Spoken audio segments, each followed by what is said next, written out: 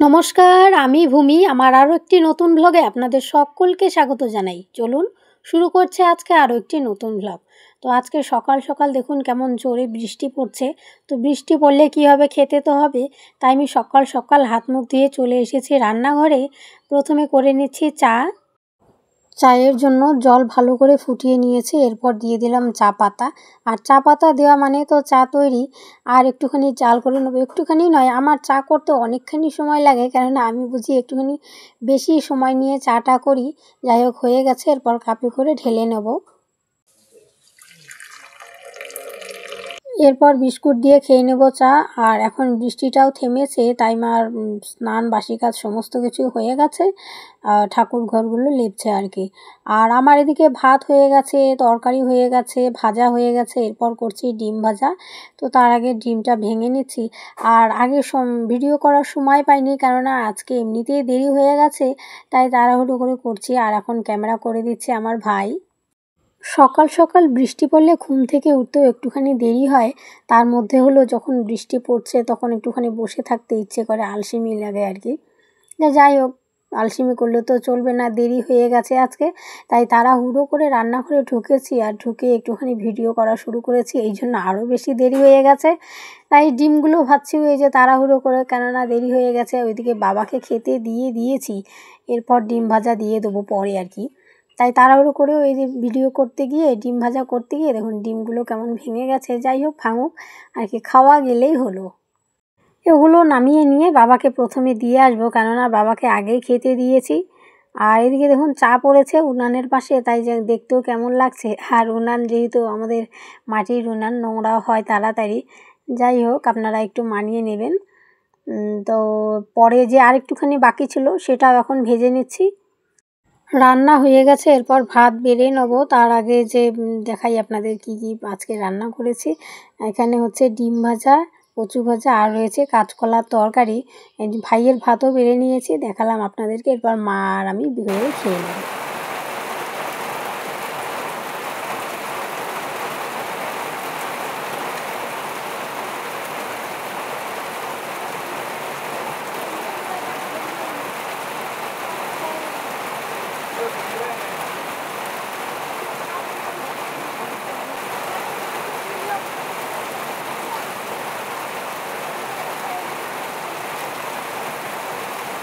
খাওয়া দাওয়া করে বাবা চলে গেছে, এবং তারপরে বৃষ্টিটা এসেছে ঝমঝমিয়ে। আমি কিন্তু এখনও বাসনগুলো মাজিনি। ওই যে বৃষ্টি শুরু হয়ে গেছে, ভিজে যাব, তাই আর রিস্ক নিইনি। আর এদিকে মা বসে পড়েছে, মায়ের কি কি কাজ বাকি আছে সেগুলো করে। মাও চলে যাবে একটু পরে কাজে, বৃষ্টিটা থামলে আর কি। বৃষ্টির জন্যই বসে আছে এখনও। আর আমি আর কি করব, এখন দাঁড়িয়ে দাঁড়িয়ে আছি। আর এদিকে গল্প করছে ভাইয়ের সাথে। ভাই ওইদিকে রয়েছে মায়ের পেছনে, দেখা যাচ্ছে না আর কি। সকালে ঘুম থেকে উঠেই আমাকে এক যুদ্ধের মুখোমুখি হতে হয়। যুদ্ধই বটে আমার ক্ষেত্রে সেটা।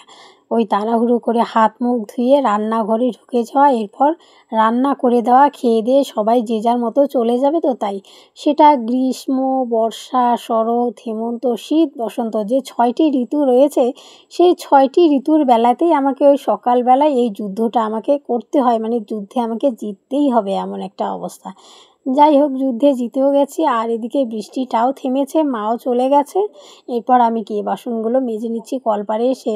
আর এই যে উনানে রান্না করলে একটুখানি কি ঝামেলা হয়, অনেক মানে যেটাতেই রান্না করি না কেন কালি হয়ে যায়। তো আমার একটুখানি মাজতেও দেরি হয়। তাই আর কি করব, উনানে যেহেতু রান্না করছি, তাই একটুখানি মাজতেও সময় নিয়ে আমাকে কাজ করতে হবে আর কি। এরপর রয়েছে আরও সারাদিনের কাজকর্ম আর কি। কাজ করলে তো কাজ বেশি হয়।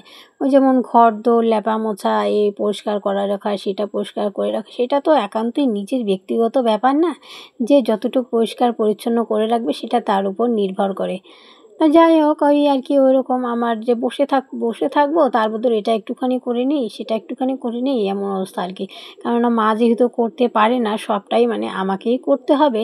মা যদিও করতে পারে, ওই কবে মায়ের ছুটি থাকে একটুখানি তখন মা করে আর কি। আর সারাক্ষণ যেহেতু আমি বাড়িতে বসেই থাকি, তাই ভাবছি না। আর এবার একটা কি ভালো হয়েছে, কাজ করতে করতে আপনাদের সাথে একটুখানি আমি গল্পও করতে পারছি। নাহলে আগে তো চুপচাপ বসে বসে, মানে চুপচাপ একা একা কী করতাম না করতাম সব চুপচাপ, মানে কারোর সাথে কোনো কথা বলার একটা লোক নেই। আর ভাই তো রয়েছে, ভাই থাকলে কী হবে, ভাইয়ের কাজে ব্যস্ত। ওর সাথে কথা বলা মানে ও যখন ফাঁকা থাকবে তখন তো গল্প হয়, আর না হলে ও তো ব্যস্ত থাকে।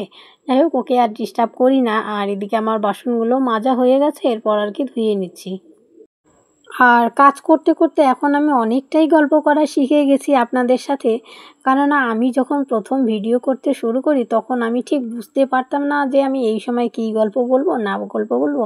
যেমন আমি এখন বাসন-কোসন মাজছি, তখন হলে আমি কি বলতাম, এই যে আমি এখন বসে বসে বাসন মাজছি, এইটুকুই বলে ব্যাস চুপ করে থাকতাম। আর এখন যাই হোক অনেকটাই গল্প করতে পারছি আপনাদের সাথে। আর আমি যখন অন্যদের ভ্লগ দেখি, মানে যারা অনেক দিন ধরে ভ্লগ করছেন, ওনারা কী করেন, অনেক কাজও করেন, এদিকে আবার অনেক গল্পও বলেন। তো ওনাদের দেখতে দেখতে আর কি আমি তো অনেক দিন ধরে ভ্লগ দেখি, তো তাই আর কি শখ হয়েছে আমিও একটুখানি ভ্লগ করি আর কি। যাই হোক, তো শুরুও করে দিয়েছি। প্রথম তো বুঝতেই পারতাম না কি বলবো না বলবো। যাই হোক, এখন আর কি আপনাদের সাথে রোজ কথা বলতে বলতে শিখে গেছি, একটু একটু করে শিখছি আর কি। এরপর অন্য কাজগুলোও করে নেব, সেগুলো আর আপনাদেরকে দেখালাম না। সারাদিনে একবারও আপনাদের সাথে কথা বলা হয়নি, তাই ভাবলাম যে সন্ধেবেলা একটুখানি কথা বলে নিই। আর এখন হচ্ছে সন্ধে এই হবে 7:30 নাগাদ। মা ওদিকে করছে রান্না, রাতের খাবার, মানে এটা তো রোজকার রুটিন।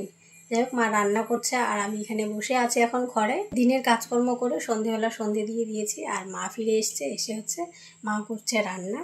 তাই আর বেশি দেরি করছি না, আজকের ভ্লগটি এখানে শেষ করছি। ফিরে আসছি আরও একটি নতুন ভ্লগ নিয়ে। ততক্ষণ আপনারা সকলে ভালো থাকুন, সুস্থ থাকুন এবং সাবধানে থাকুন।